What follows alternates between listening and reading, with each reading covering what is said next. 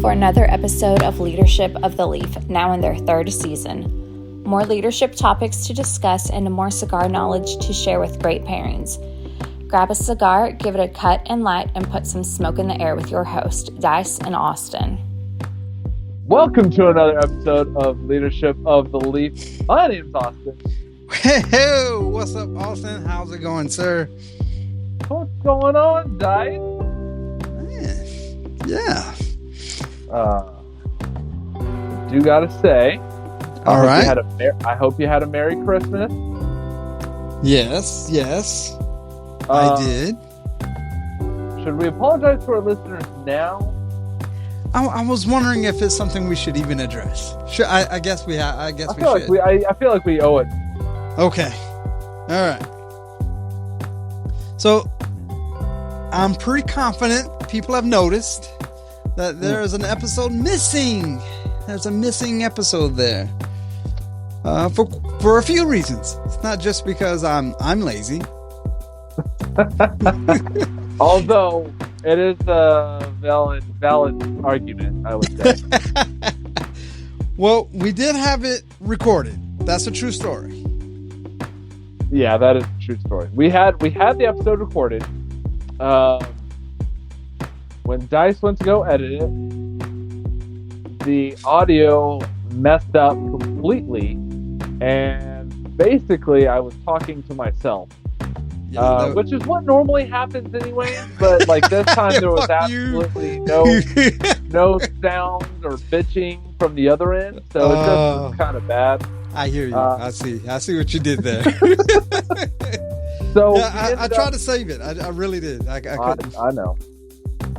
So we ended up missing an episode. We were going to try to do a quick recording and try to make it work. Yes. However, being that it's that time of year, yes, me and Dice both came down with the sickness, and not the disturbed kind, just the regular. Coming down with kind. The sickness. Okay, I'm still sick. Not that way. All right. Yeah. So, many of apologies to those who. Yeah. On the bright note, we have show notes for another episode next season.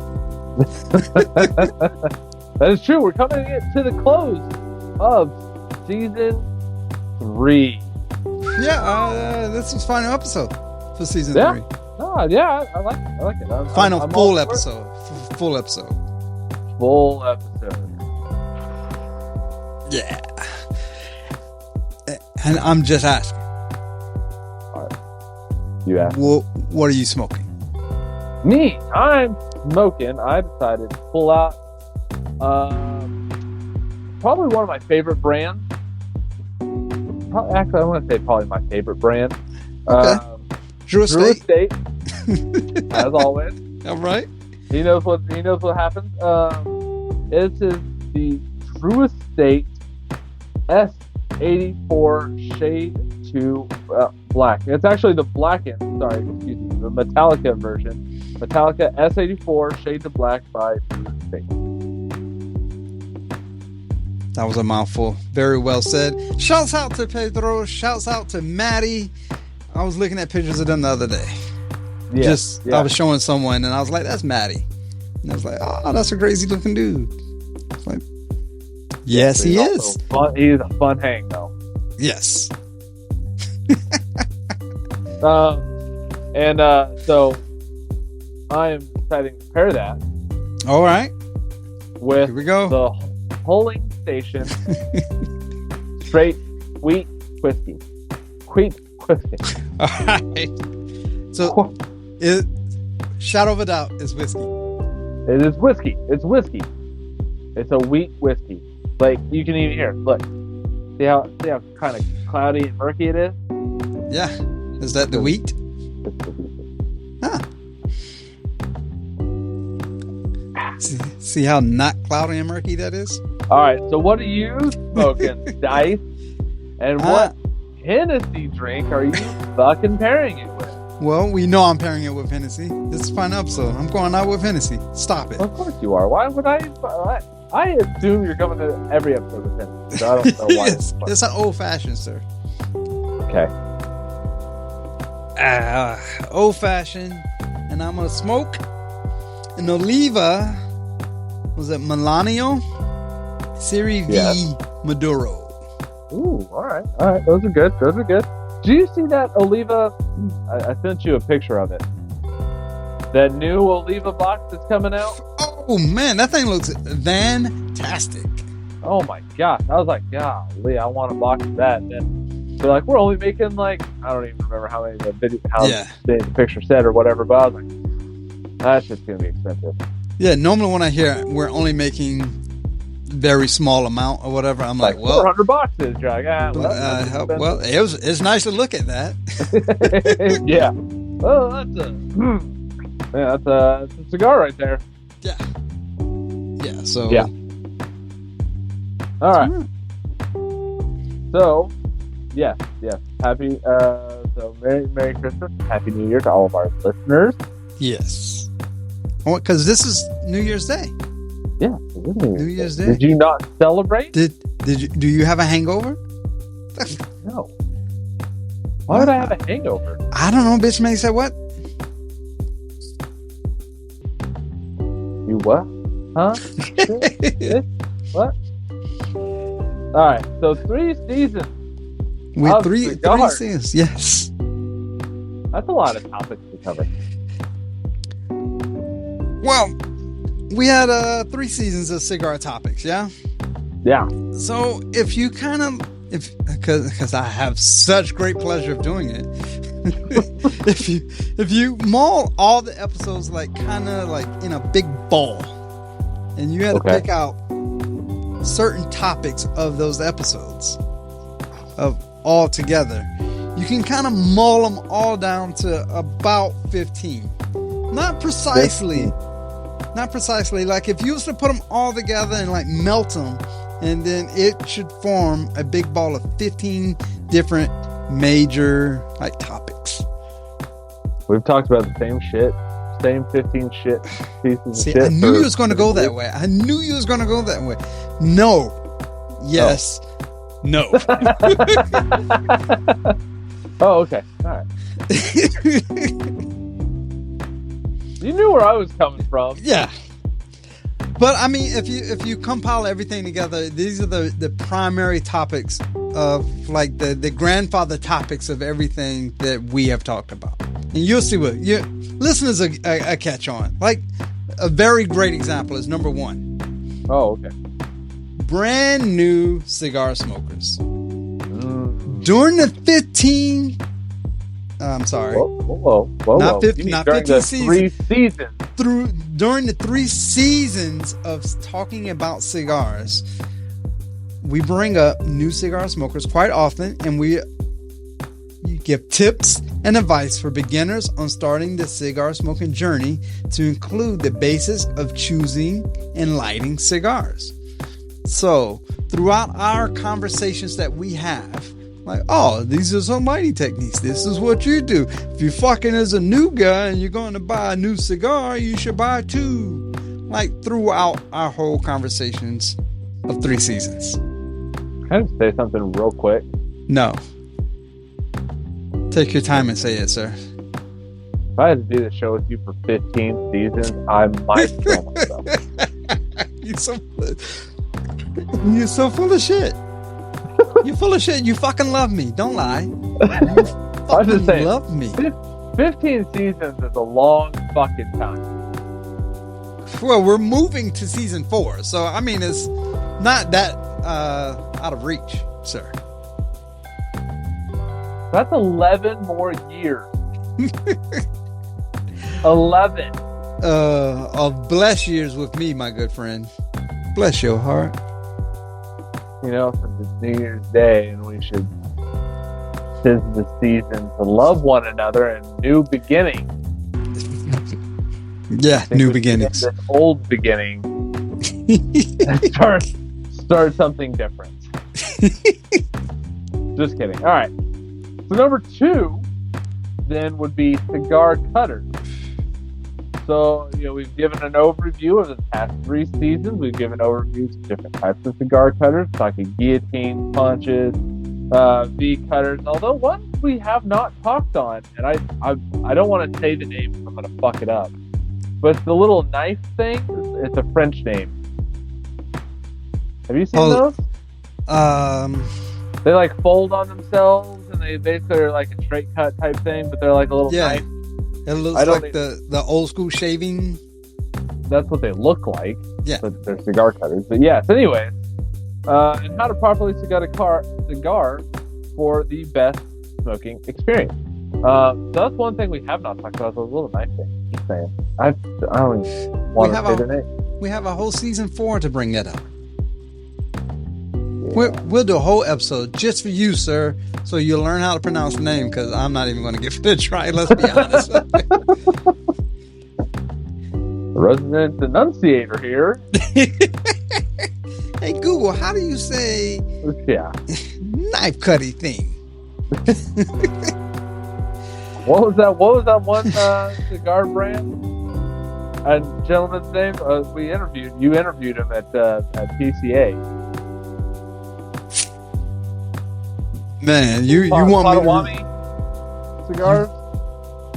Oh, Pastania.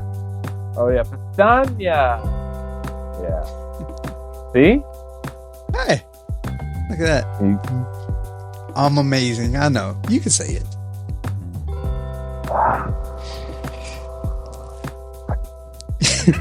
So, I mean, we talked of many different ways of cutting. You have your favorite, which I know everyone should know by now, is deep V cut, and I think I gravitate more towards a punch.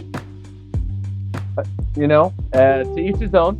100%. I don't like how bitter punches make the smoke come out.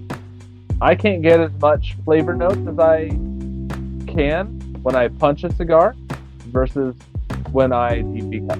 Because what happens is basically everything becomes too concentrated for me. Okay.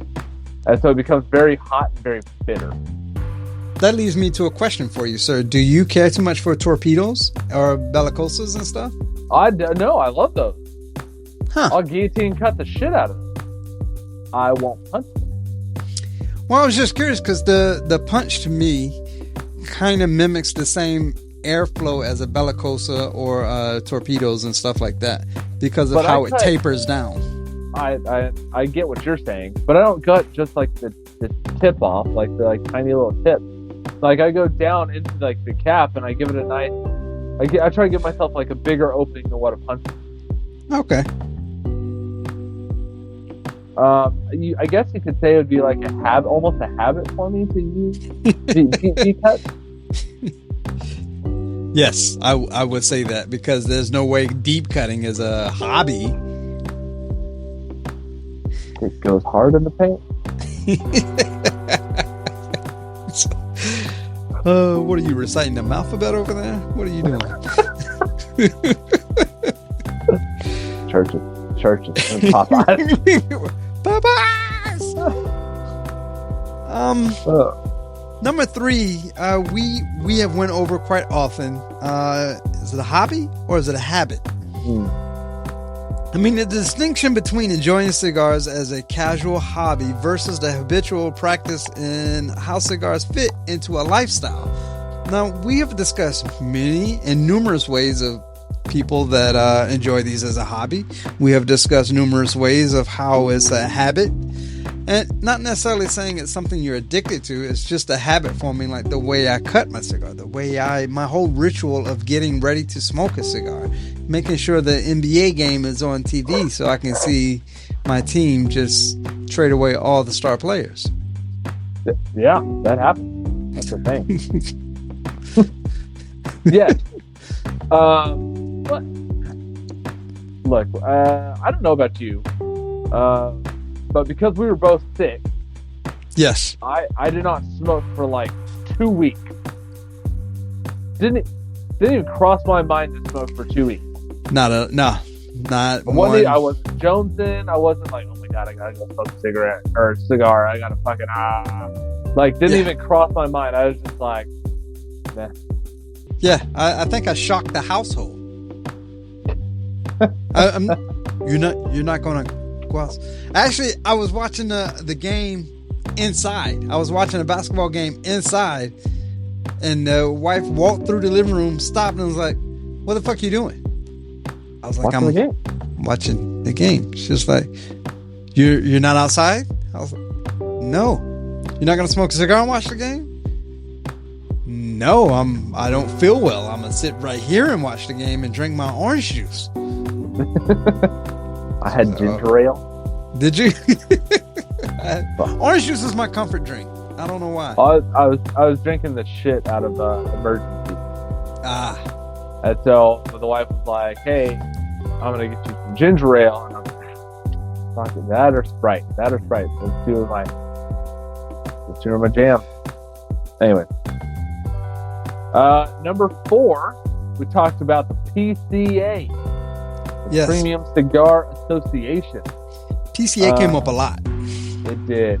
The role of the PCA, we talked about a lot of it, and how it plays a role in advocating for cigar enthusiasts, supporting the industry, and promoting cigar culture.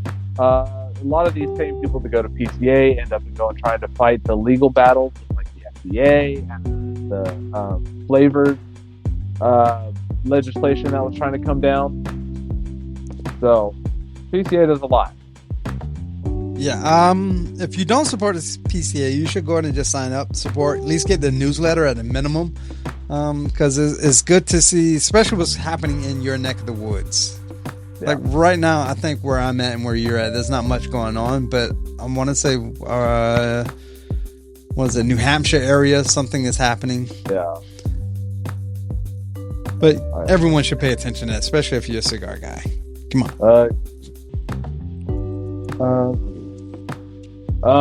Number 5, it goes right into cigar reviews. How to evaluate and write cigar reviews, including factors like construction, draw, burn, flavor profile, and overall experience. And I would also argue setting. Setting plays a factor in that. I would agree. Anybody that listens to the cigar section of the podcast, I mean, throughout the time we talk about the first, second, final, third, and all those crazy things, and throughout we'll talk about how we have the relight or the cap on the cigar, like just the abundance of information that we share on reviewing these cigars. Ash, it's just all encompassing. If you the past 3 seasons, I mean, we talk a lot about cigars. Yeah, like our first third of the cigar. Well played, sir. Well played. Because my first third is slightly peppery. It actually kind of has a slight metallic to it. It's a little strange. Maybe it's due to something with my drink. I'm not sure. I'm enjoying the shit out of it. Punch. Or punch. Maybe it's because it's punch. Or I just haven't had a cigar in quite some time. And this is, my hoo-ah. Right back in it. Yeah, let's go with that. So mine is fucker. So it's a Maduro, right? It's a blackened Maduro. I got a dark fruity sweetness, like a date or a fig.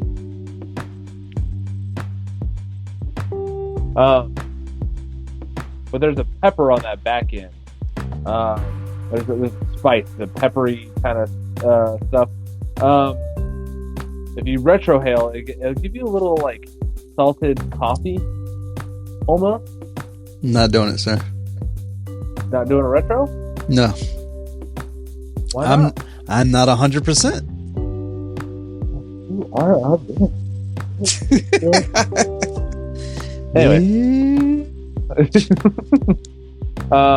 So it's a great cigar. Obviously, Drew Estate, Jonathan Drew. Phenomenal blender, as always. He got married recently. Congrats. Congrats to him. But anyway, Jonathan Drew nailed this one again. First third so far, so good. All right, let's get back into our 15 topics that we've only ever talked about. Ever in our life, yes. Right. We spent 15 topics across 3 seasons of cigar knowledge here. Suck. That's 5 topics a year. We suck. We talk a lot about legacy cigar brands. We're exploring like iconic and well-established cigar brands like Drew Estate there, with a long history of quality craftsmanship and reputation. I mean, we may not come right out and say, hey, this legacy brand is this and that. But a lot of cigars we smoke are from legacy cigar makers, and we share information about them as we go along. And that's not a hate to any of the new cigar stuff. We did who was it? Had a O&M. family tree. Oh, that's Ross family. Ross Family Cigars. They were established in what, 23? Yeah. 2020. Something like that. Height of COVID. Yeah. So, I mean, we've tried new cigars. Legacy cigar makers have a lot more cigars out there for us to review. John, Drew Estate. La Aurora.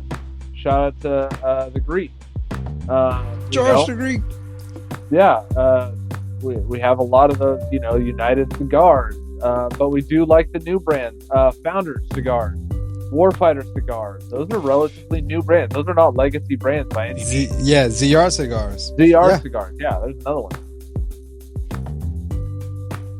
So, I would say we try to do a good mix of both. But yeah, legacy cigar brands, they're just out there. They have a bigger portfolio because they've been doing a lot longer. That's why they're legacy, right? Correct. Correctamundo. You're good at that. Number 7 is the Lancero, the worst selling cigar third. And as Steve Stocka did it with the Candela Lancero of Go Fuck Yourself. That's a specific cigar size known for its slender shape, which provides a unique smoking experience, often appreciated for its complexity. This was one of the highest selling cigars back in 70s, I think it was 60s, 70s. Yeah, back in the day. Yeah. And again, Lancero is not something we specifically spearheaded. I think we did in one episode, but we bring it up throughout the whole gambit of our seasons here because Lancero, every seasoned cigar smoker knows that the flavor of a Lancero comes from the wrapper there. Yeah. And they're normally well crafted like cigars because of the size. Because of the size or the shape. Sorry. However, both put together. I smoke cigars and no thanks.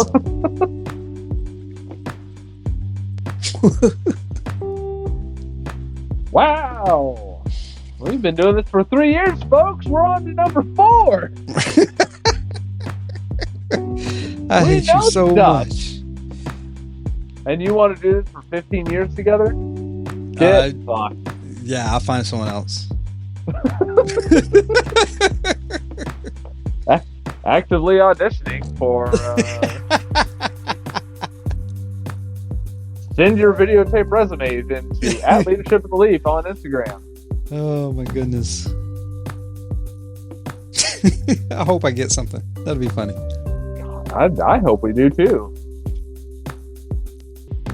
Please do it. Please send in. Oh my God. Please send that stuff in. If we find a third co-host, maybe we wouldn't have missed an episode. Maybe. You're probably right. To piggyback with the Lancero, number 8, Cigar Anatomy. Did you just say piggyback? No, sir. Did you just say piggyback? To continue talking about what we have been sharing for the past 3 seasons, I'm not only going to just talk about Lancero, I'm going to also bring up number 8, which is the Cigar Anatomy. See that? I didn't say piggyback at all. Understanding the components of a cigar, including filler, binder, wrapper, and how they affect the flavor and burn. We have brought that up quite often throughout our 3 seasons of cigar smoking. Well, you know why? Because it's probably one of the most important things about cigar smoking is the binder, wrapper, filler, and everything else. I mean, you think so? How a cigar is constructed is completely going to change how it fucking tastes. That's true. Because a Bellicosa is going to taste a whole lot different than a regular Parejo. Yeah. Well, and even take the same cigar, right? Same cigar. and you get a fucking Toro and a fucking either a Churchill or a Robusto. Robusto's kind of similar, but what, like a different shape or size, it's gonna taste completely fucking different than that, and maybe not as different. They may be, oh, this is muted. The flavors are muted a little bit more, or oh, I could really got the flavors on this size, but not on the Toro, or something along those lines. Because not every legacy, or not, I shouldn't say, like, not every cigar maker does a good job at making the exact same cigar taste the same across multiple different sizes. Okay, I got where you're going. Does that make sense? Yes. Well, what I was going to disagree with is when you say completely different. I don't want to say completely different, but they're not going to be different. They're not going to be the exact same at all. Right. I've had Robusto cigars.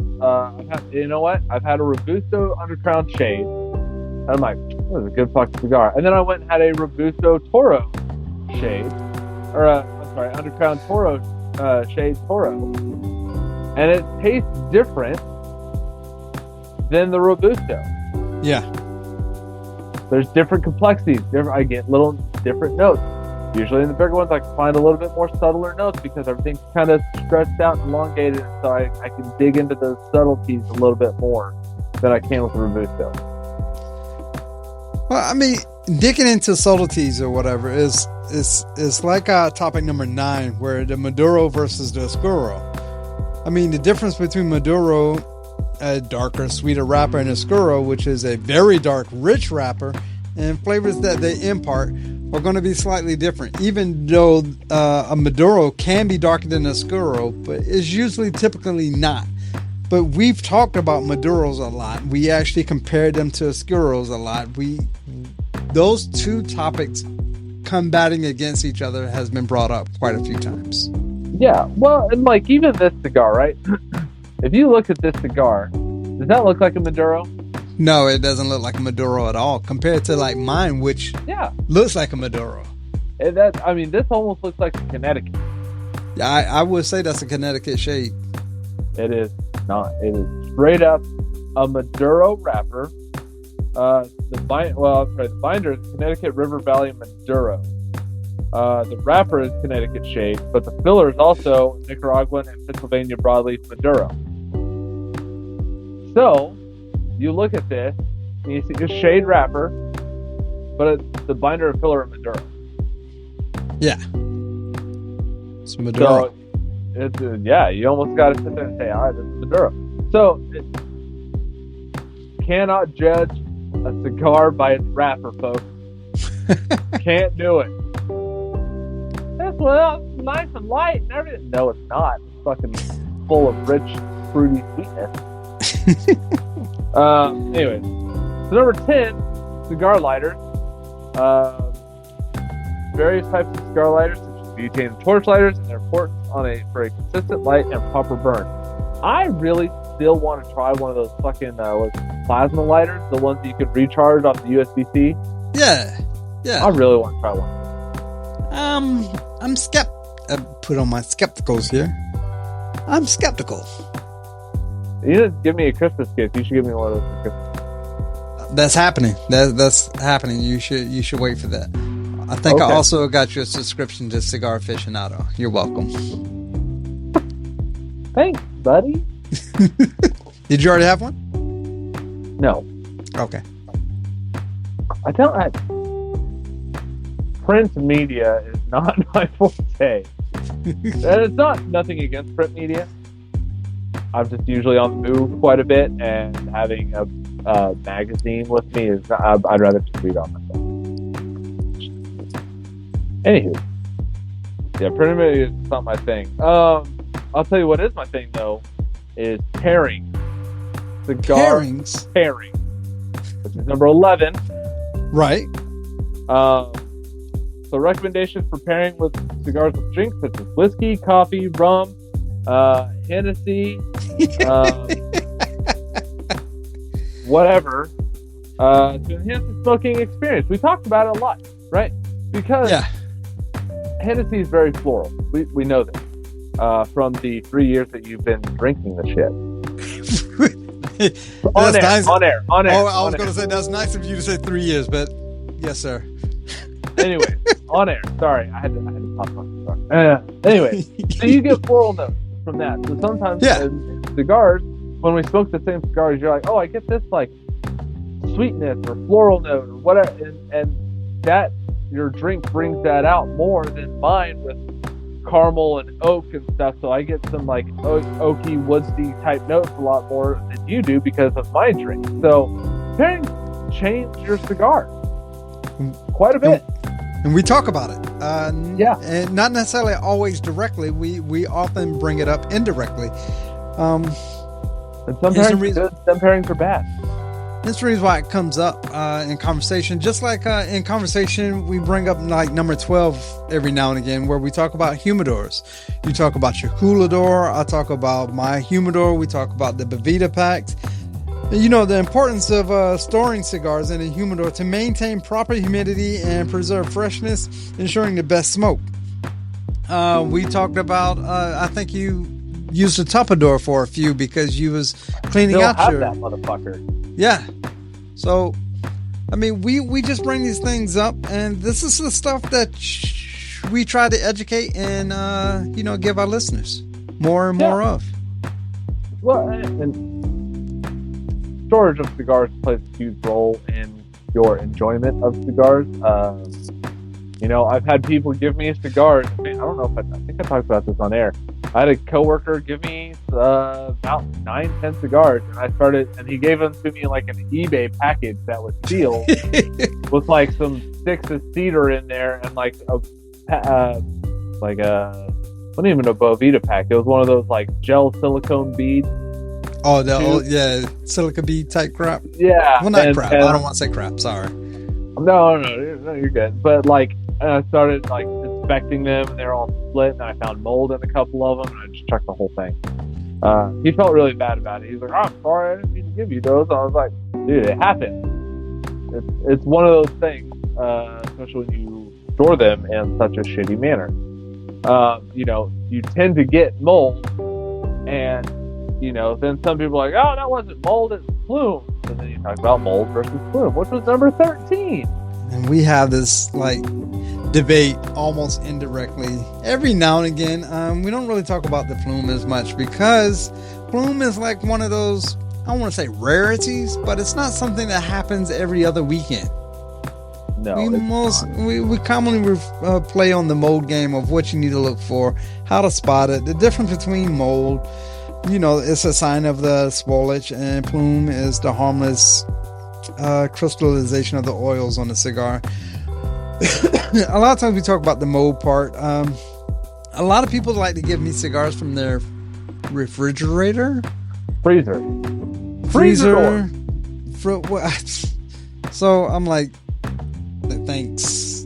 Well, at least they don't have mold, I guess. Yeah, I mean, I guess. Yeah, mold versus plume, it's a battle. So you go on any Facebook group, any online group, you can almost go into any like lounge and just start talking about mold versus plume. You're gonna get 15 unsolicited opinions. Yeah. It is what it is. Yeah, mold versus plume, it's a thing. I don't know if you heard that. Let me do it again. Oh, relighting. Yeah. So, number 14 is lighting techniques. There's quite a few different techniques. We talked about different types of lighters, but some people like to light the corner. Some people only like the middle, and other people like to wait and see if their co-host is going to point out if they lit the cigar properly or not. Yeah, or because they only lit fucking half of it, and then they point it out, and they're like, "Yeah, it'll be." But different lighting techniques. I mean, some people have that ritual with the cedar spill, and they wave it all around. Other people like me just get the flame to the end and just enjoy it from there. I like to tell people who use cedar spill douchebags. I shouldn't say that. I shouldn't say that. They're not. if you make a big production out of using a cedar spill, definitely call you a douchebag. If you just happen to be like, hey, there's a cedar spill here, I have matches, strike match, light cedar spill, let it go. Okay, now I'm gonna light my cigar. Fine, not a big deal. Don't care. I can give two shit. But if you're like, no, look at this nice cedar spill, it's wonderful, and then take a butane lighter and go, oh yeah, the part's really good flavor in it. Shut up. And Act 2, curtain scene, Act 3. It saves life. You fucking slut. So, anyway, we digress. All right, last one, number 15. What do you think it is, guys? What do you think number 15 is? How amazing I am as a host. That doesn't sound right. No? How amazing we are at hosting. I mean, I'm not going to disagree, but that doesn't sound right. But that's not number 15. Health considerations.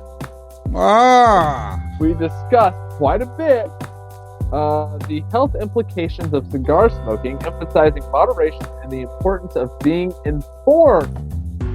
Yes, absolutely. I don't think we've ever once said smoking a cigar is a healthy alternative to anything. I can't think that we have, because we never would. It's not a healthy alternative to anything. No. But what we have said is just the ritual of the process of smoking a cigar, causing life to slow down so you can understand everything that happened throughout that day. The meditation of inhaling and exhaling the cigar smoke is so meditative that it actually causes you to calm down. It makes you take a break out of life. It's just a ritual that will cause a well-being of the soul. Yeah. Not a health thing. Like, you're not gonna sit there and go, man, I'm so fucking healthy because I smoke cigars. Vitamin C. Yeah, vitamin. No, it's not a thing. But what you may say is, I feel so much less stressed, or I feel lighter after having a cigar because I was able to do the thing that calms me down. Yeah, I remember I was smoking for the first time with someone at a cigar box, I think it was, and near the about 3/4 of the way through, I asked, I was like, are you worried about anything that's going on outside the door right now? And I remember they was like, no, I'm not worried about anything. This is amazing. Only thing I'm focused on is making sure I smoke this properly. It's like, boom. That's exactly what I'm talking about.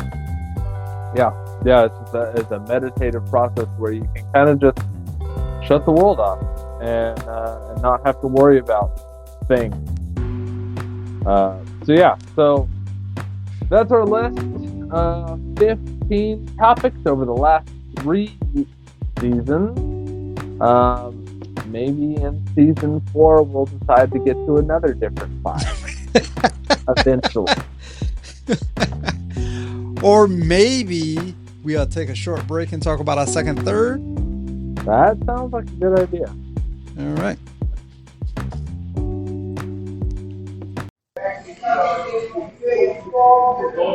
What's up, gang? Stone for the Smoke World Podcast. Tuning in to the leadership of the leaf. If you're not listening to them, what are you doing? You sit back, scratching yourself, digging your nose. Your hair is missing. Don't worry about all that. Check out the podcast, Leadership of the Leaf. These two fellas, they get down. They do what they do. Make moves, scratch your butt, dig your nose. It's all good. Peace and love.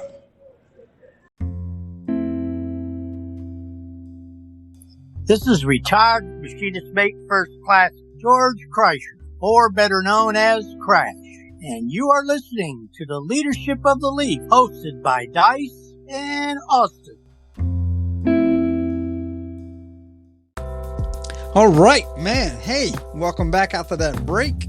And Austin, I've been sitting here and I've been trying to pull out these flavor profiles I'm just saying, my second, third,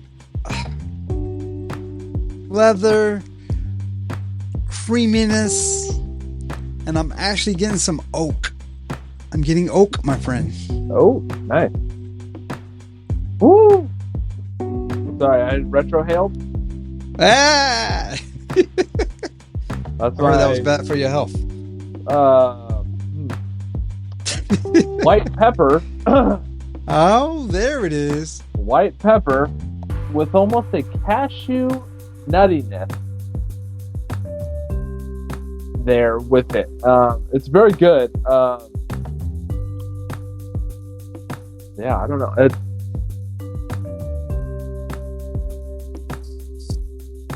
There's something else. The starchy, buttery noodles. Okay. Have you ever had just buttered noodles by themselves? Yes, I have. I just think it's funny because you kind of like came out of left field with it. You was like, it was pistachio, cashew, some shit, and then buttery noodle. It was because there was like I could taste like starchy component that kind of gave it a chewiness, and I was like, buttered noodles, got it. All right. Anyway, very good, still very good. Let's go into our top 15. Fuck, we only talked about 15 leadership topics. This is bullshit. That's not a true story. I know. These topics aren't anything. We may have directly hit them. We may have like directly like said A, B, C. But again, just like the cigar topic, we have spoke of these topics in a roundabout way, in some shape, form, or fashion in the past 3 seasons. All right, so obviously I looked at the list, but I want to throw out here that one of the topics I think that we've hit probably the most is not on here, and I'm a little fucking upset about it. Oh, then maybe we should add 16, or you want to put it first? I want to put it first because it's a thing that we have made into a thing on this show. Please enlighten me, my co-host friend. Where is communication? I knew you was gonna say it. And I'll drink. I guess I need to also here. I'm just saying, I read the notes, right? I did my due diligence as co-host. Don't ask when I did my due diligence. But I don't see communication on here. I do believe it is entwined. It is the backbone and fabric of every single one of these. Get fucked. All right. Okay. Send your resumes and tryouts to @Leadership of the Leaf on Instagram. We'd be happy to take a look. So we were talking about the leadership shorts. Yeah, cover leadership. Our season 3, all 3 different seasons. Communication. Communication is the backbone to all of these, and number 1 is the Cobra Effect. Cobra Effect. Where's G.I. Joe? It's a phenomenon where a solution to a problem actually makes it worse. And we've talked about different scenarios similar to that. The term comes from an anecdote about the British government offering a bounty for dead cobras in India. The strategy was initially successful, but people began breeding cobras for money, leading to an increase in wild cobra population. The Cobra Effect can occur in many areas, including public policies, day-to-day life, and work. So essentially, somebody's like, hey, I give you $10 for every dead cobra you bring to me. Which henceforth led to, okay, if I breed my cobras, I caught 10, but if I breed them, I can bring you 40. Yep. But then you get bit. Or some escape, and then it's like, well, shit, this made the problem worse than it. Yeah. Wasn't there a Simpsons episode about this shit where they had fucking all these snakes? They brought in the mongooses, and the mongoose had to eat the frogs, and there was something along the line. The snake whacking day or some shit. Yeah. Anyways, yeah, Cobra Effect. If you're trying to solve it, but it makes it worse, like, hey, for every imperfection you guys find, we'll give you a bonus. Well, fuck. I'm just gonna sit there and make all these imperfections. I'm gonna find all these fucking imperfections, and I'm gonna make a huge amount of money. But now your quality of product is going down. Yeah. Or, hey, sales team, we're gonna have a sales challenge. Whoever sells the most gets X amount bonus. Well, now I'm like, well, I'm going to sabotage Austin. I'm going to sabotage Susan. I'm going to sabotage everyone, so I'll make sure I get that bonus. And essentially, I am screwing the sales out of everyone else. So instead of getting 20 sales, which the whole team would have got together, now we're only going to get 10 because I sabotaged everybody else. Yep. So, Cobra Effect. Cool. Yeah, I do stuff like that. All right, number 2, jellyfish. I know we have mentioned this a lot. Jellyfish are passive feeders, meaning they just float through the water and eat whatever happens to pass by. Some species also extract tiny animals and algae from the water. Workers can be the same. They just pass through life and work and on whatever passes by. They don't actually go actively seek anything. I know we talked about this with Tim Swanson from Cigars Daily. He was talking about, I forget what he was talking about. Well, you were like, oh yeah, we call that jellyfish. Yeah. Because he was saying, oh yeah, I don't want to be the leader that just comes into work and just lets everybody do whatever they want. Like, I want to actively make stuff better every single time. Like, oh yeah, the people who just come into work and just barely go by, it's called jellyfish. It's like, that's a great term. Yeah, I'm just here to collect the paycheck, man. You want me to do extra? Nah, I'm just here to collect the paycheck. Yeah. Which leads to one I kind of coined, and we've talked about before too, is the family circus syndrome. You pay attention to the time wasters, and I'm kind of dealing with a little bit of this now at work. There's a syndrome that we named after the newspaper comic strip Family Circus. I don't know if our listeners out there are old enough to remember Family Circus or not. Well, the reason is oftentimes in the comic strip, when the kids are asked to do something or something around the house, it shows a dotted line to explore the whole house before they make it to their destination. I mean, it was kind of comical. It showed like the dotted line going out the back door, coming through a window, playing in the backyard, going to the neighbor's house and all that before the kid actually makes it to their bedroom to clean it or whatever the Family Circus skit is at the time. These are the people that they're supposed to be off at 3:30, but for some reason they find some way to extend that clock to 4 or 4:30, where there's like a 30-minute to an hour of time where they actually perform nothing at work. They're just killing your time. Yeah. These are the people that are like, they're like, what are you doing right now? Like, I'm cleaning the shit out of this part right now. Okay, that part came clean from the factory. It doesn't need to be cleaned again. Well, no, I saw a speck of dirt on this, so I just cleaned the whole rack.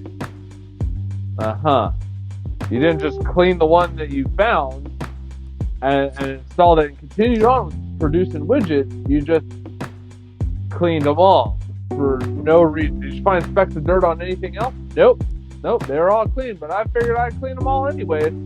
Yeah, I'm just here to collect a paycheck, man. Why? What? Why? Why would you do that? I'm just here. Number 4, probably one of my favorite stories and favorite analogies that I use quite often is the monkey and the bananas. Yes. The monkey banana theory, also known as the 5 monkeys experiment, is a story that illustrates how people tend to do things without questioning why they do them. So in the that way. Yep. In the experiment, 5 monkeys are placed in a cage with a ladder and a banana. Each time a monkey tries to climb the ladder, the other monkeys are sprayed with cold water, including the monkey that climbed the ladder. The monkeys learn that climbing the ladder is a bad idea, and they basically stop trying. A new monkey is introduced into the cage, and an old monkey is taken out. And so, of course, the new monkey comes in and tries to climb the ladder. Fuck, there's a banana. Yeah. The other monkeys, including the one, and this continues on. The old monkeys beat the monkey, And this continues until all the monkeys have been swapped out. And now, all the monkeys have never been sprayed with water, but a new monkey gets introduced, and that one, of course, goes straight for the fucking banana. And they all gang up and beat down that new monkey, and it kind of goes to go, what? But the monkey's like, why? Well, I don't know. We've always done it. That's how I was trained, so that's how we always do it. So the other monkeys, including the one that had never climbed the ladder, attack and prevent the new monkey from reaching the banana. But basically the moral of the story is that people often do things the way they've always been told to do them without questioning why. The experiment can be used as a lesson to encourage people to challenge themselves, question things, and try new things. The old adage goes, we've always done it this way. Okay, but why? Why did we always do it this way? What happened in our past as a company, as a team, to make us not try this new method? I don't know. Okay, well, technology has progressed. People have changed out. We have new talent, new innovations. Let's give it another shot. I mean, that's the way we always did it. Of course, we've hit that numerous times. Number 5 is laws of the land. What's the best way not to get a speeding ticket, Austin? Follow the speed limit. That's right. Go the speed limit. The theory behind this is if you do the right thing and what you're supposed to be doing to begin with, then you have nothing to worry about.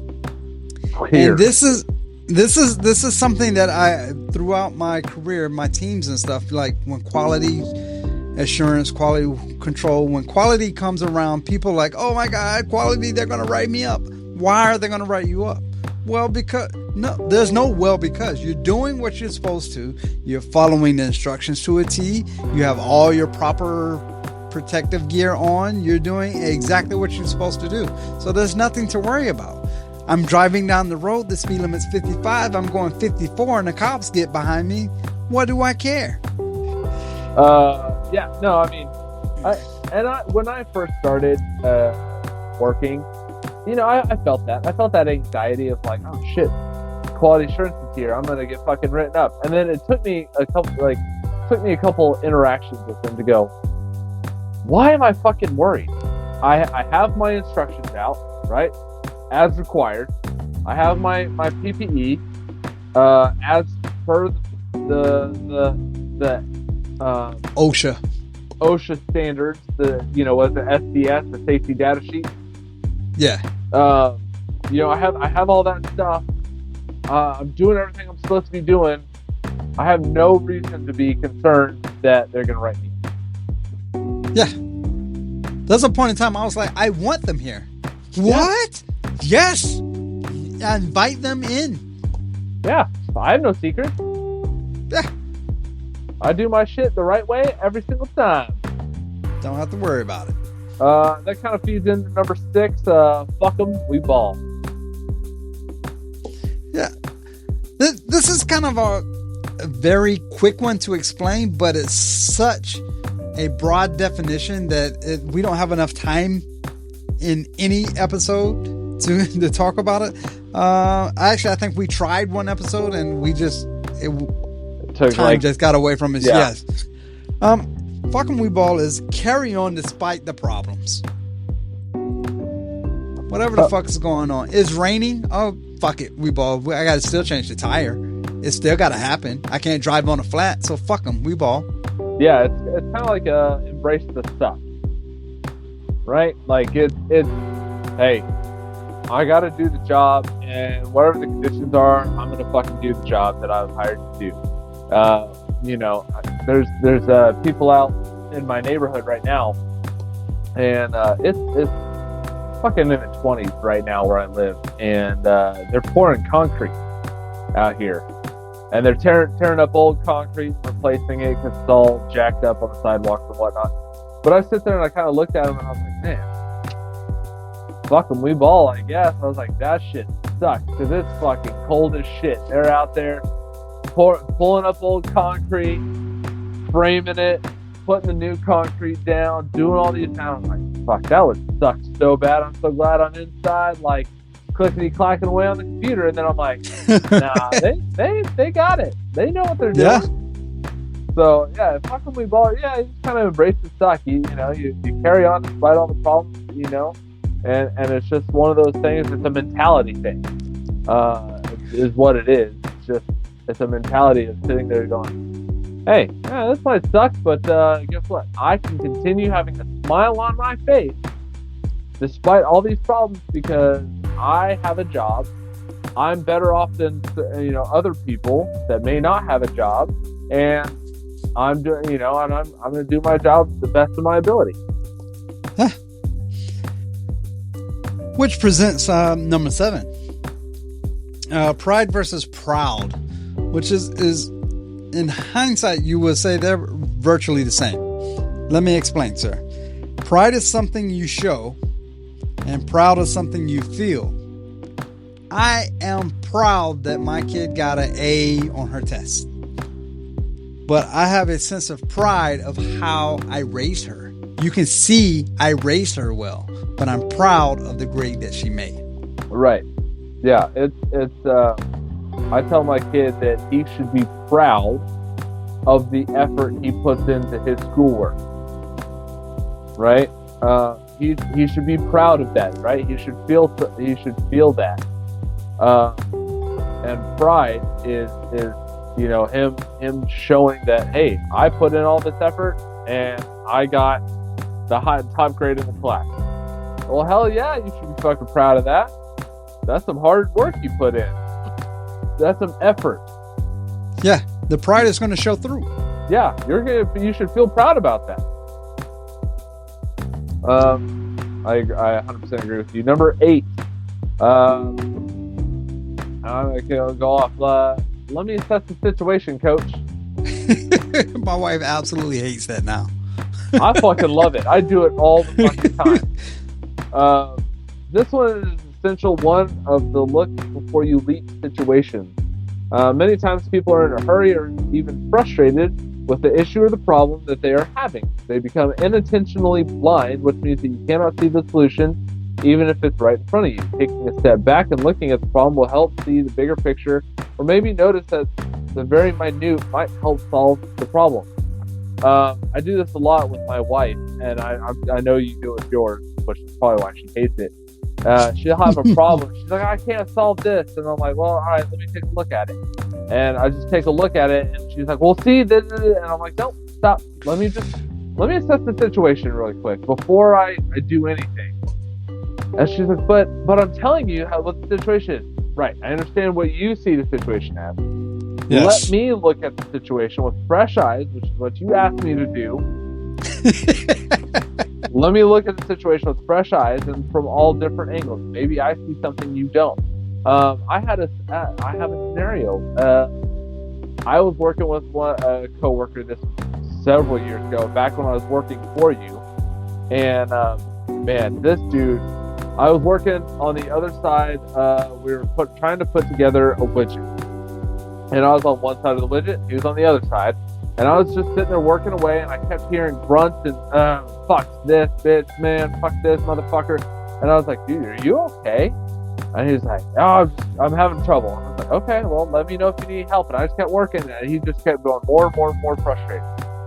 And I was like, dude, are you okay? And he goes, you know what? Can you come take a look at this? And I was like, sure. So I walked over and I looked, and he's like, see, here's the problem. And I was like, okay, got it. I understand what your problem is. Let me assess the situation, Coach.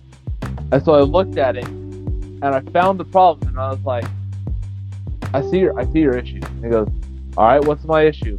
And I was like, see right here where there's a nut on the stud that's keeping you from putting this part on the stud to put those nuts on there? I was like, you missed the nut, or you missed removing this one nut, and that's going to prevent you from getting this part on this widget. And he's like, I can't fucking believe I missed that. I was like, well, I had to get down and super low, and I had to like look up at it, and that's when I was able to see it.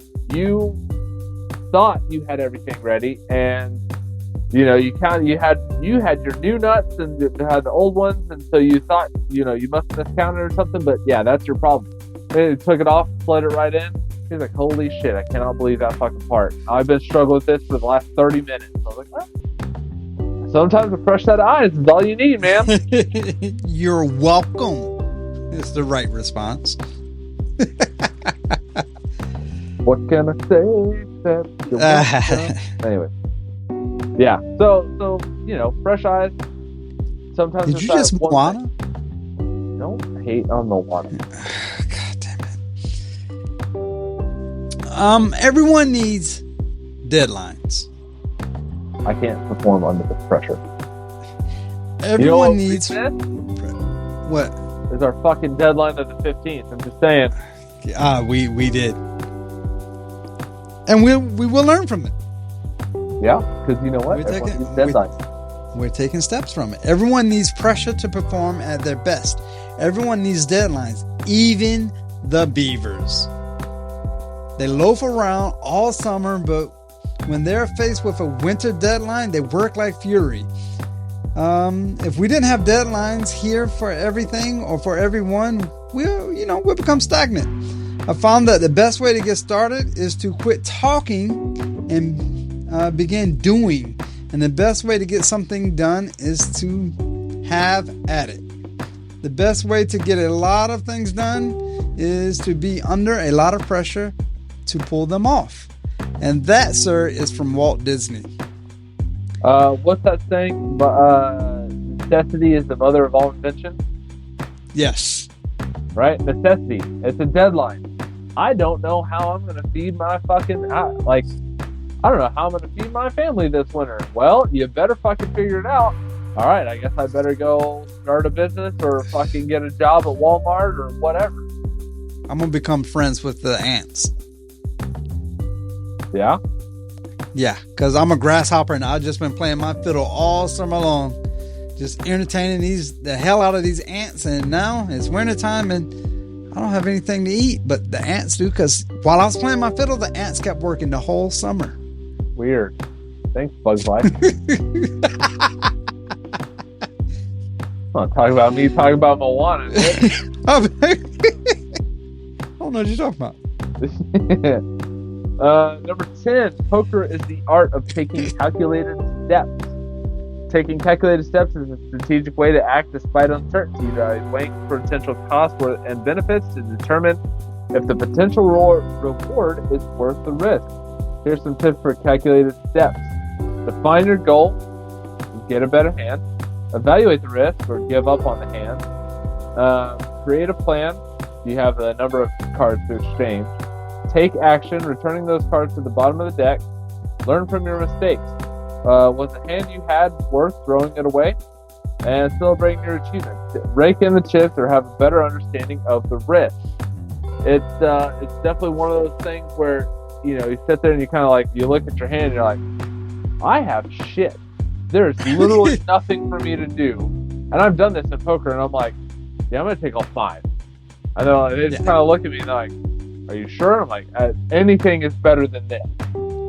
I have nothing. The highest card I have is a fucking 10. So I'm going to take all 5 because that's a calculated risk. And they go, all right, boom, boom, boom, boom. Oh, shit. Okay, I'm good. And then, what do you got? Oh, I got a full house. Oh, shit, all right, nice. Boom, it was calculated risk. Yeah. My thought process was similar to yours. My thought process is like if I had 2 pair, let's say 2 aces and 2 nines.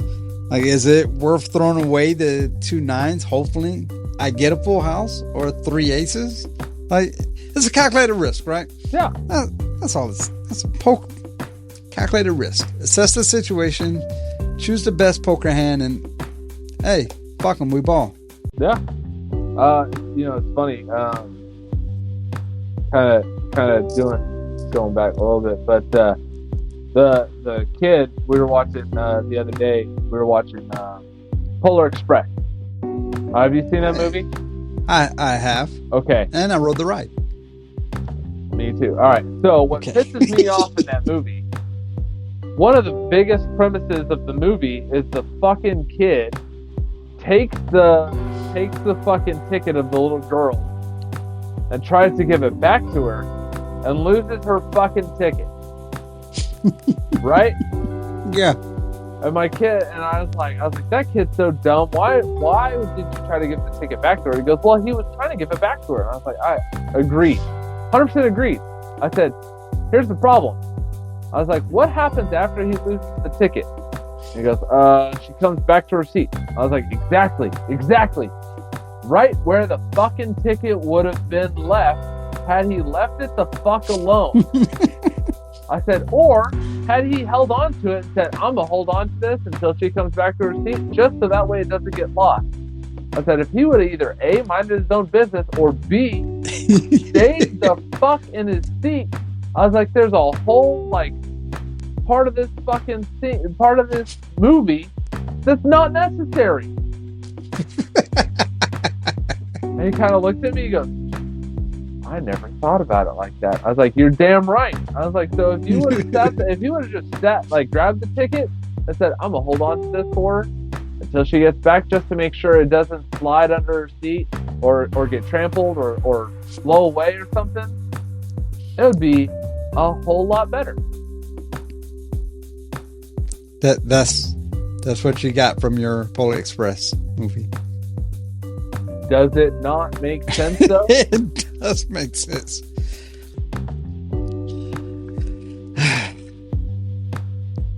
It's like Indiana Jones. I mean, you can do that with any movie. Like, if they didn't run upstairs, Jason wouldn't have hacked them half to death or all the death. I agree. I'm not arguing that fact, but that one is like a blatant, like, oh shit. Yeah. There's like 30, 45 minutes of this movie that's not necessary because he fucking took the damn ticket and walked outside and let it get blown away. Just saying. Sometimes, sir, you have to roll the dice to make moves. I this didn't get put in there because my name is Dice. This is a true story. So, just like a board game, in order to win, you will need to roll the dice in order to move the game piece to win the game, right? Well, sometimes in life, we need to roll the dice and move accordingly. Oftentimes, we take a chance and roll the dice. Just remember to make moves accordingly to what was rolled. In other words, like if you're one of those people that are just stagnant, you're jellyfishing or whatever, that's where you're going to be in life. You're not going to move around the board game. You're not going to be able to buy Park Place or go any chutes and ladders or anything. You're going to be in the same spot. So sometimes you got to, shake the dice up a little bit in life, roll them, and, make a move. Scared money don't make money. Hey, game is sold, not told. Yep. Okay. Yeah, there's a lot of times me and the kid have played a lot of Yahtzee Jr., in fairness, because he's 6, so he hadn't quite got the Yahtzee down yet. But there's a lot of times where he's like, well, I don't want to do this. I'm like, I have to get this one. It's my last roll, and I have to get this. Because Yahtzee Jr., you go after characters, right? Yeah. And says, well, I gotta have this person. I'm like, oh yeah, but to get that person, guess what you have to do? What? Roll the freaking dice, man. Like, gather that shit up in the cup, roll the dice. Okay. I hope you mean to tell me you're not fucking shooting bones in the back porch, taking some of his lunch money? Come on, man. Thought you was trying to teach your kid. Listen. I hope. I hope one day, probably here in the next year, I'm going to teach that kid how to throw bones. With the double sixes and everything. I'm going to slap them down on the table. Hey, I started my kid off with Disney princesses, so. Yeah, that's what I should do. Maybe I should get, like, fucking Domino's Jr. Something, man.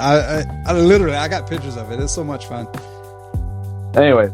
All right, number 12, bad report card. When you look at a report card and focus only on one thing, if you look at the 4 of 5 grades that are B's, but you end up focusing on that one F. This happens when an examining employee's work and the main focus will be on the negative. This is known as selective attention. Don't fall victim to only seeing the bad. I get it. As humans, we are conditioned, I would say evolutionarily, to focus on the negative, right? Fire, hot. Billy got burned. Boom. That shit sucks. He looks like he's in a lot of pain. Don't touch fire. Got it. Makes sense. That's a negative thing, right? I saw what negative happened to him. I don't want it to happen to me. But as a boss, if you say, yeah, you only hit 95% of your production goal. That last 5%, what happened there? What are we fucking doing? Why? And just berate them for 5%. Meanwhile, he's the highest producer on your entire team, and everybody else is producing in the 70s. Give the dude some credit and give him a raise and say, what are you doing right that the rest of my team is doing wrong? Right. And I mean, bad report card syndrome or whatever is the actual name of it. And I'm victim. Hi, my name is Dice. I am a bad report carder. My kid had a D. One class. Everything else is A's and B's. 1 D. Did I say any fucking shit about the A's and B's? No, I did not. My first words were, hey, you need to do something about this fucking D. Yeah. I've done it myself. I've sat there and gone and looked at his report card, and I'm like, meets, exceeds, meets, exceeds, whatever, and then like needs improvement. And I'm like, all right. And I think these were my exact words. Hey man, I'm really fucking proud and you should be proud of the effort that you put in on all these meets and exceeds. What happened here that you need improvement? What are we doing wrong? What do we need to work on? Let's focus on this. And I just zeroed in on it. But I was like, I'm really proud of these, and you should be too. But what the fuck is this? Yeah, it needs improvement on like, because they graded him on social interactions with his peers. Here's the daddy bear coming out right now. Everybody listen. And I was like, why are you needing improvement on interactions with peers? And he's like, well, you know, they say it's because people talk and I can't pay attention when they talk and I can't do this, X, Y, Z, right? And I was like, so because they talk, you're having a hard bullshit. He's like, oh, it's because I yell at them sometimes to be quiet so I can focus. And I was like, okay, you're going to have to learn to get over that shit real fucking quick. He's like, well, it's just really hard for me. And I was like, I don't care if it's hard for you. Figure it the fuck out. How about sometimes other kids fucking suck and I don't want to be friends with them. So my social interaction with the fucking nerds are non-existent. Yeah. Well, I got this year I got it was blasted out on Facebook because they didn't know who he was. But my kid got called out, and so I messaged the parent. He was like, hey, if your kid has this backpack and rides this bus, could you give me a message? And I was like, oh shit, what happened? So I messaged like, hey man, I think you're talking about my kid. What's going on? He's like, well, your kid's bullying my kid. I was like, bullying? What? Wow, I fucking hate this society. I said, okay, what do you mean by bullying? And the guy was nice enough to give me a call. And he's like, yeah, he's pushing him down on the playground, like for the last like 2 weeks, and saying that he's just weird and this, that, and the other. And I was like, okay, that's bullying behavior. I will give you that. So I talked with my kid. I was like, hey man, what's going on? This kid's dad said you're bullying his kid. What is going on? He's like, oh, yeah. He sometimes acts really weird, and so like he acts and he says that he's not the greatest, and he's just not. He's just weird. And I was like, okay, understandable. What is he saying? He goes, oh, well, he just says, I'm the slowest, or I'm this, that, and the other. And I was like, okay. Does that affect you in any way? No. Does that hurt your feelings? No. I said, okay, so why are you pushing him down on the playground? I don't know.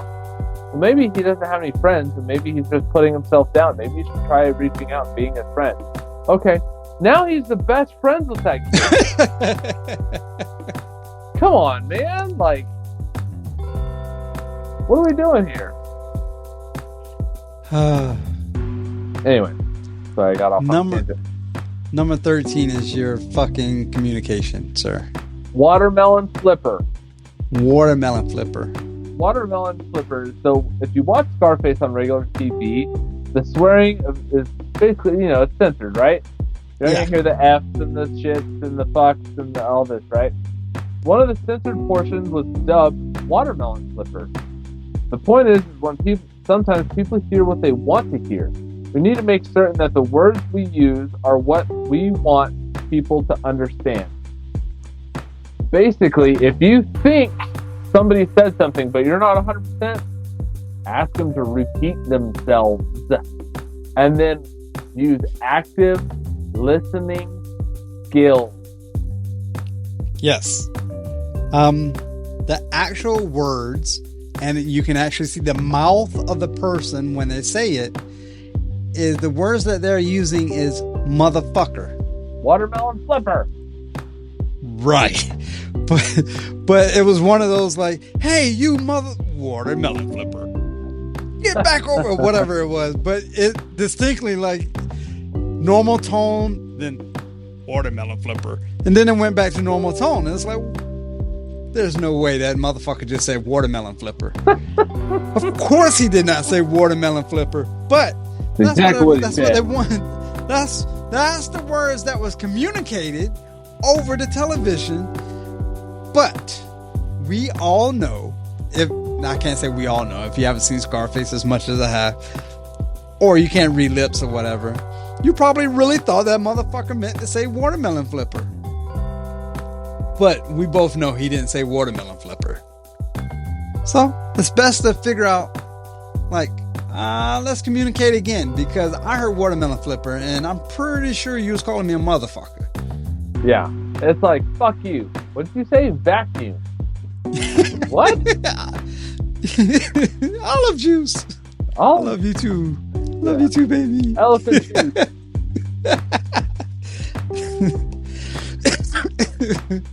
But yeah, that goes, just proper communication. You tell someone to do something and then you check on them and you're like, what the fuck are you doing? I'm doing what you told me to do. That's not even close to what I was talking about. Well, that's what I thought you meant. I thought you meant you want me to flip watermelons. So here's another one of these things. I don't know if you've ever done this before. I'm gonna never. I'm gonna try to do it with my kid. Have you ever asked him to write down the instructions to make a peanut butter and jelly sandwich? Oh man, that's one of my favorite things. Right. So it's like get out bread. Take 2 slices. Put the knife in the peanut butter. Take it out. Spread peanut butter.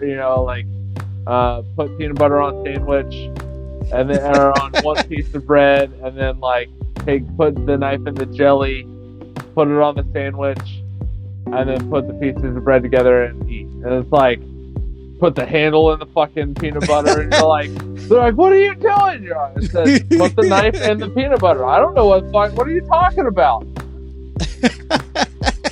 I put the knife in the peanut butter, and I take the knife out, and it says, put peanut butter on bread. So I put the peanut butter on the bread. It's a big old glob, and it says, put the knife in the jelly. Slide it in the jelly. And I take the knife out, put the jelly on the fucking piece of bread. So I did, and I put the piece of bread together and I ate it. It tastes like bread. You didn't do it right. I'm doing what you told me. Right. Essentially, it's exactly that, sir. You fucking guy. Yes, I have done that with my daughter when she was much younger, and I do advise you to do that with your son there. I will. It's definitely one of those things where, if you're not careful, you write down the instructions to make peanut butter jelly sandwich for an alien, you got to make sure you're clear and concise in what you're saying. There's certain implicit instructions that we know, right? Yeah. Put the knife in the peanut butter. Okay. I know to put the blade in the peanut butter and scoop out the peanut butter and put it on the fucking bread and spread the peanut butter around. But, to a 5, 6, 7, 8-year-old, put the knife in the peanut butter. Cool. Handle it in the peanut butter. And like, what are you doing? What you told me to do. That's not what I meant.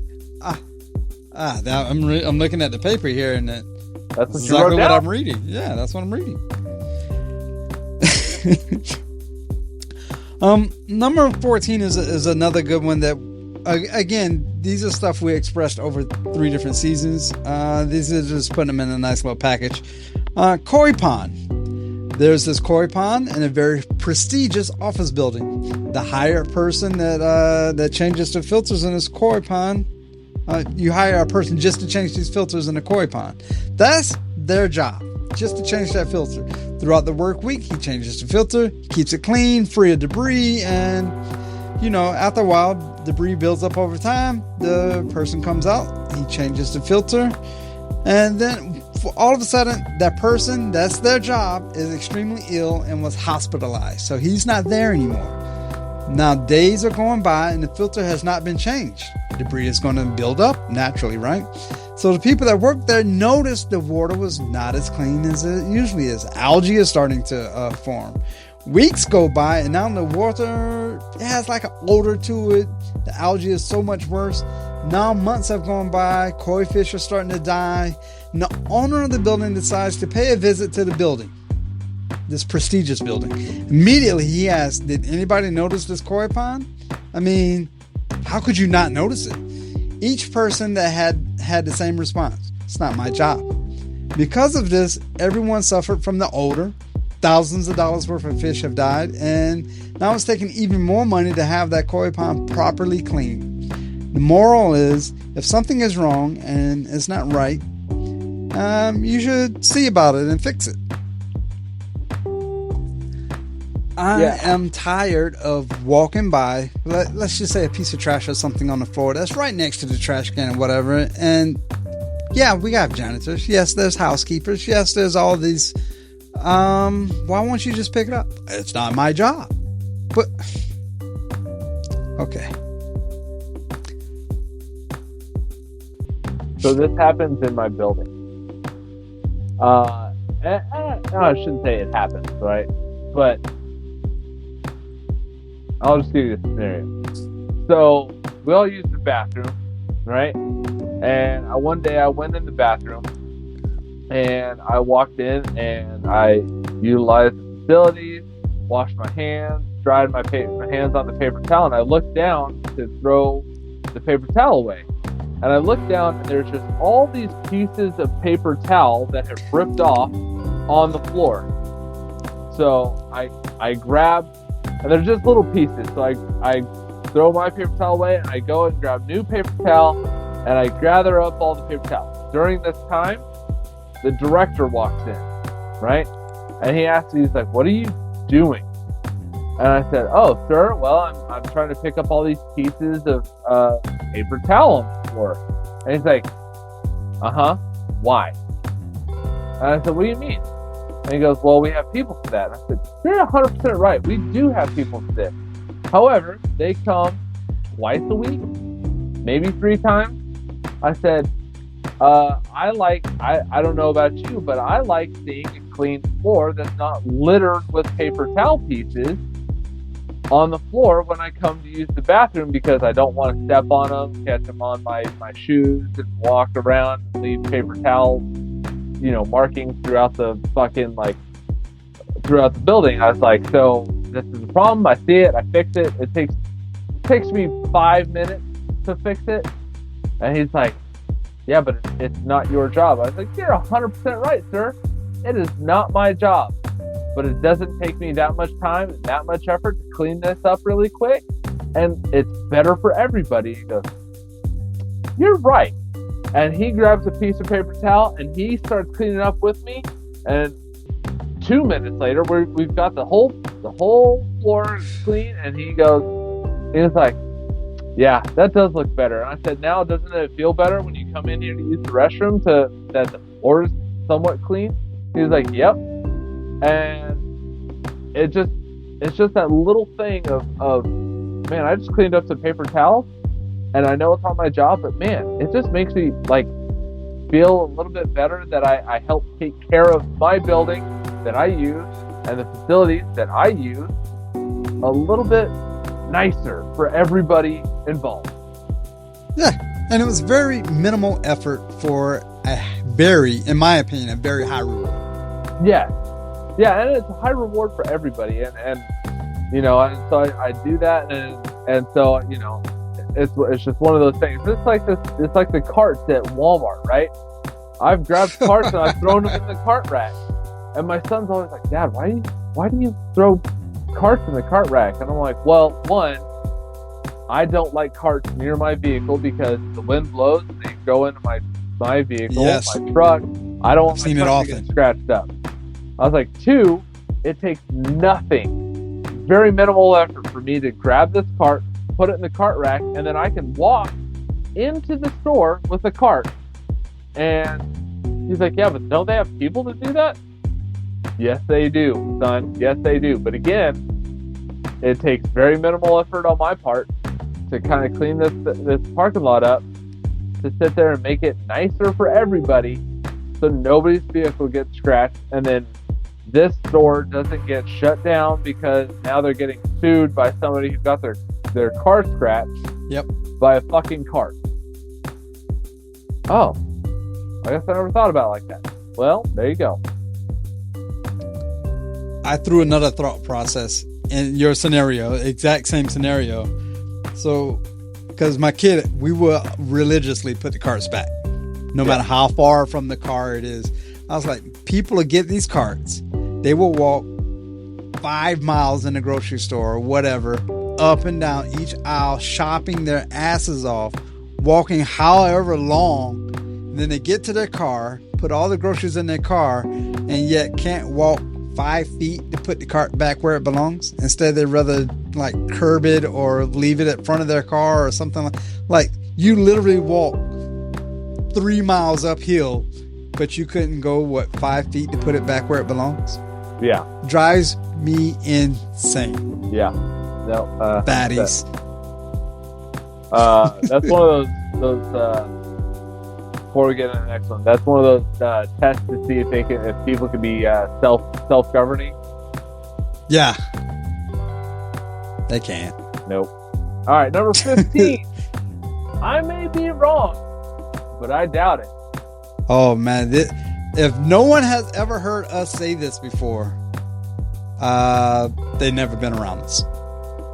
Make your free throws. No, I'm just kidding. It's an expression often used to describe something that the speaker may tell someone something, but it doesn't sound truthful, but it's extremely truthful. So, for example, Charles Barkley is the one who said this. Charles Barkley is the shortest player in NBA to lead the league in rebounding.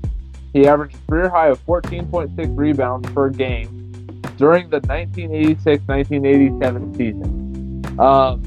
And to me, what that tells me is that's effort. That's 100% effort. That is going up, jumping up, getting the rebound, and securing that rebound. And he's basically saying, like, all it takes is a little effort. I may be wrong, but I doubt it. Yeah.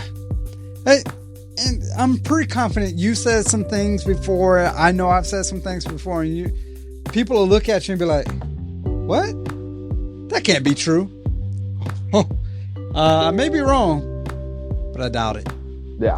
Charles Barkley is the shortest NBA player to lead the league in rebounds. What? That can't be true. No, it's true. But I doubt it. It's true. So there's a lot of things that I know throughout the seasons, 3 seasons or whatever. We will say some things, and I'm pretty confident some listeners will be like, whatever. Like, that can't be true. But I would say 99.8% of everything we say, it has been researched, it has been checked, and unless it's opinionated, I may be wrong, but I doubt it. Yeah. sidebars, obviously, those are opinionated. So, we may be wrong, but again, we doubt it. It's one of those, our opinions are not, how do I say this without sounding pompous, but I don't know if I can. It's one of those things where it's like, I think this is the best way to do business. You're like, that's not a good way to do business. I may be wrong, but I doubt it. And I've done that with my family, and they're like, well, you need to do X, Y, and Z. No, you don't. And I've said that to, and I'm like, wow, you said that, and I went and tried it at work, and man, they really responded. Like, I know, I told you. I tried to tell you. I tried to tell you, but you just want to listen. Like, yeah, I just can't believe it worked. I may be wrong, but I doubt it. Yeah, I tell my kid, because sometimes I know I do things and the kid is like, what the fuck? Of course, she would never say that aloud, but then I can see that perplexed, confused look, and I'm like, remember, every step I take is calculated. There's a reason for some of the things I do. Yeah. 100% reason. You may not see the steps yet, but eventually the steps will fall into place and you'll be like, oh shit, that's what he was doing. Yeah. I may be wrong, but I doubt it. I tell my wife every single time, I'm like, everything happens for a reason. And she's like, no, everything doesn't happen for a reason. I'm like, oh, I may be wrong, but I doubt it. and she's like, but I can't see the reasoning. I was like, right. Can't see the reasoning right now. Give it time and you'll gain perspective. And she's like, because, we've talked before, because me and my wife, we were friends for 3 years prior to us even dating. And I said, I'm happy we were friends for 3 years before dating and eventually, getting married or whatever. And she's like, yeah, but we missed out on 3 years together and we could have done that. And I was like, yeah, but think about how much you grew and how much I grew during that 3 years. How much, you learned over those 3 years, how much I learned over those 3 years. Maybe we wouldn't have ended up together if we got together right away. Like you have, I play video games as a way to relax.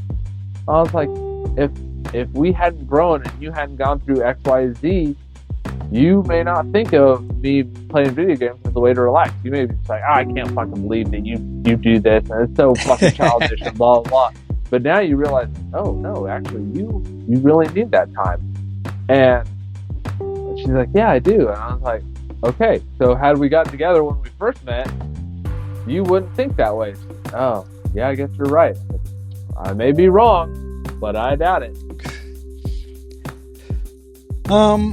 Is it possible you could be wrong about your final third? I doubt it. This one is really good. That white pepper is still pretty good. I'm having to relight just because I'm getting down to the very, very end, right? Yeah. I'm like nubbing this thing, so I'm having to relight a little bit just because I'm not puffing on it as much. But that white pepper is a little bit more muted.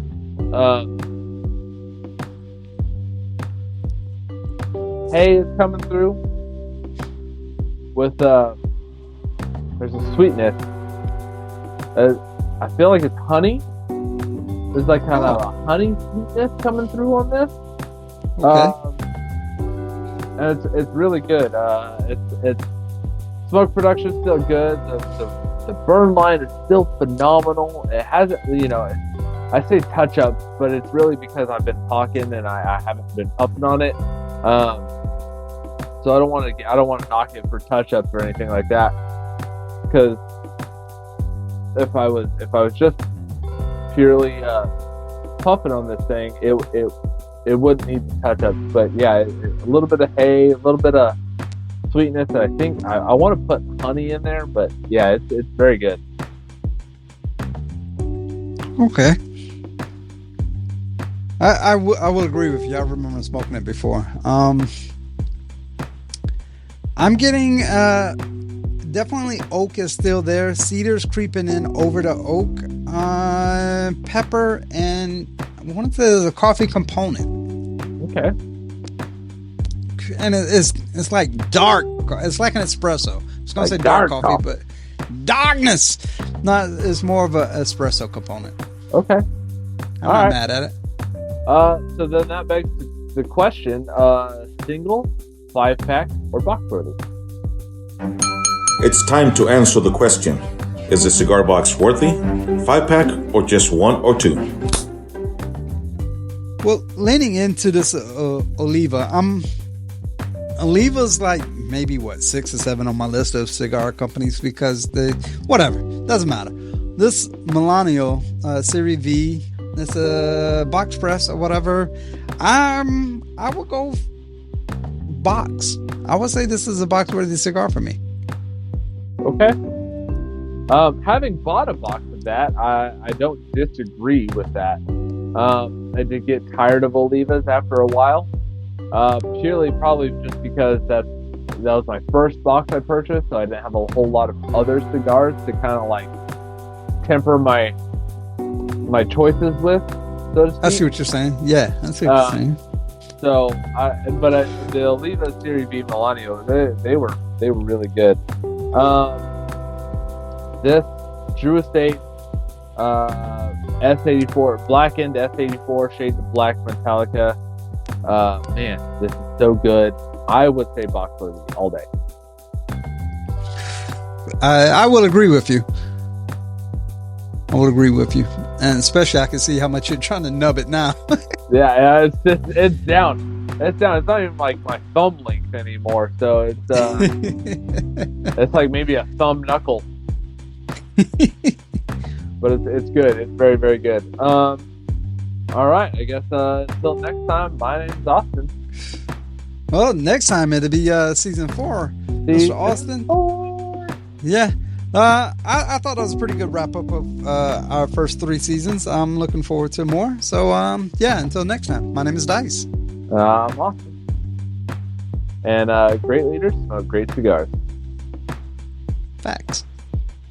I may be wrong, but I doubt it. Thank you for listening to Leadership of the Leaf. The comments and opinions expressed by the host and guests does not reflect the opinions of those that broadcast this show, nor does it reflect any of our affiliates.